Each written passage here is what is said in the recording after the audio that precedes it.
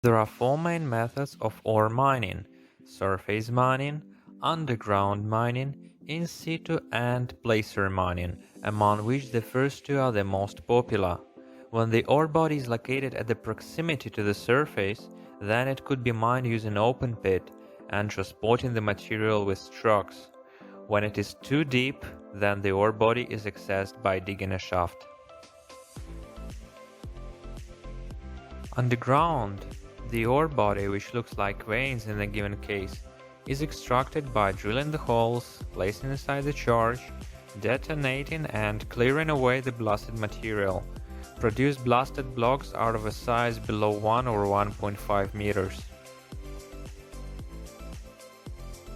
To facilitate the transportation of the material on the surface, it is first crushed underground, in our case by jaw crusher, to reduce the material below 30 centimeters. Then the primary crusher product is delivered on the surface by a mine freight elevator.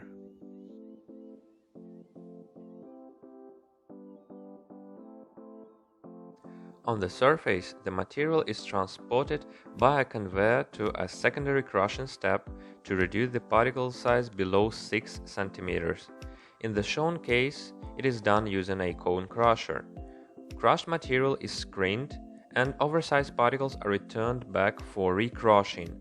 The undersized product may be subjected to one more crushing step to reduce the particles below 3 centimeters for further processing in the mill.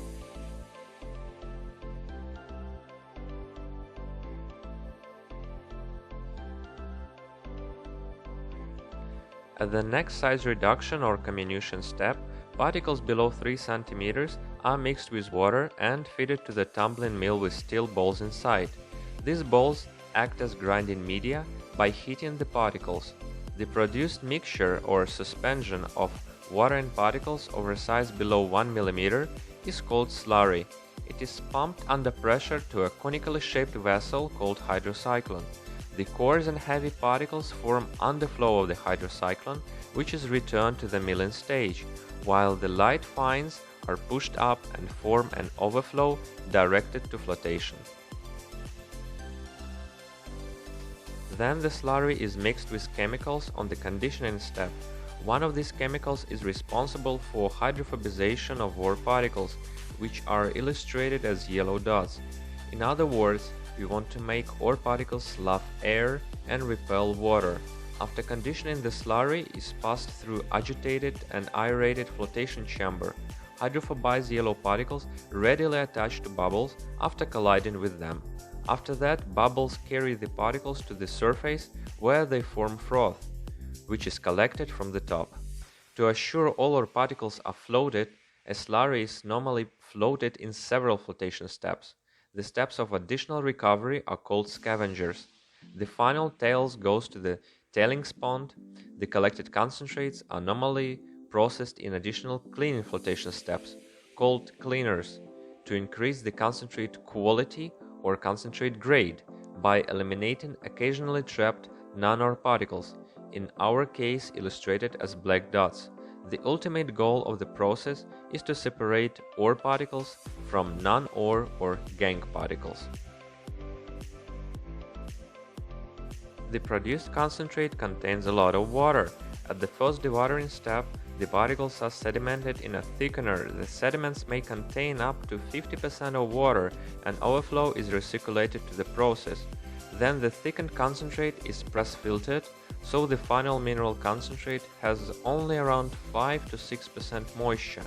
Now it is ready to be shipped to metallurgical facilities for further extraction of a metal. So to recap, we had large blocks of up to 1 meter of blasted ore veins. We crushed and grinded them to below 1 millimeter.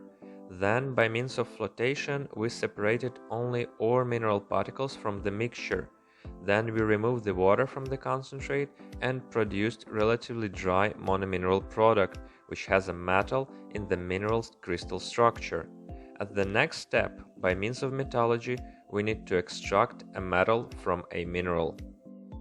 At the first metallurgical step, the material passes through a roaster where the concentrate is heated to high temperatures with air. Residual moisture and volatile impurities are removed.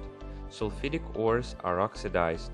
After roasting, the material could go either to pyrometallurgy or hydrometallurgy. In the pyrometallurgy, the roasted material is mixed with sand and coke before going to a smelter. In the smelter, the mixture melts and produces two main phases at the bottom, light slag and heavy matte. Matte is further processed at high temperatures in the converter where an actual metal is produced. In hydrometallurgy, the roasted material is placed in a leaching tank with acids. This way, the metal goes into solution while solid particles are filtered. The produced pregnant leaching solution is further subjected to extraction and stripping steps in order to increase the concentrate of a metal in the solution. On the last step of refinery, the cast at 98% grade metal plate from pyrometallurgy goes to electrowinning. The plate is immersed into the bath with cathode. The electrodes are connected to the power source so that the metal from the anode will go through the solution and will be deposited on the cathode. The insoluble impurities will go on the bottom of the cell. The resulting cathode plate will be having a high quality. In case of hydrometallurgical way, the principle would be the same, except there will be prepared in advance anode and cathode plates, and metal will go from the electrolytic solution to cathode. These simplified explanations show some common possible ways of ore to metal production. This scheme may vary depending on the ore properties, technological development, legislation, environmental restrictions, and other factors.